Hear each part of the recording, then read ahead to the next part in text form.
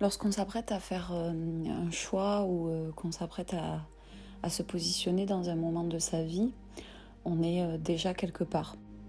Et on a déjà des idées de l'instant, c'est-à-dire qu'on a des paramètres qui concernent le moment où on va faire nos choix. Et c'est tout là le concept de la vie aussi et de la résonance des choses, dans le sens où l'être humain est un individu qui est tout le temps en mouvement permanent, puisqu'il est en interaction avec tout un tas de choses.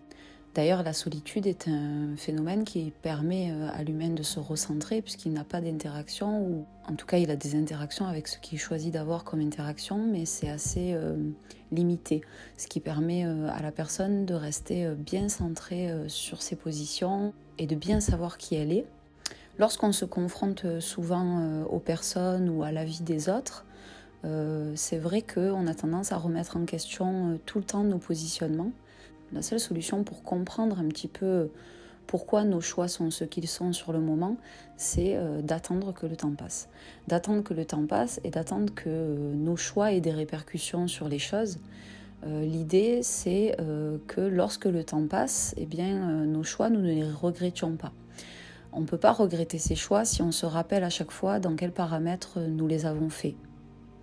Les choix se réalisent en une seconde, ils se font sur l'instant et ils correspondent à la personne que vous êtes.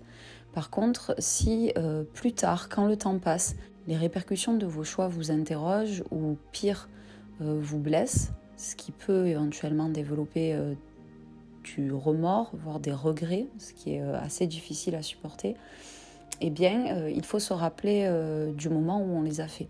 Pour ne pas se planter lorsqu'on fait des choix, il faut vraiment visualiser l'ensemble des paramètres dont on dispose sur le moment. Considérer l'ensemble des paramètres, ce n'est pas seulement considérer ce qui nous concerne à nous.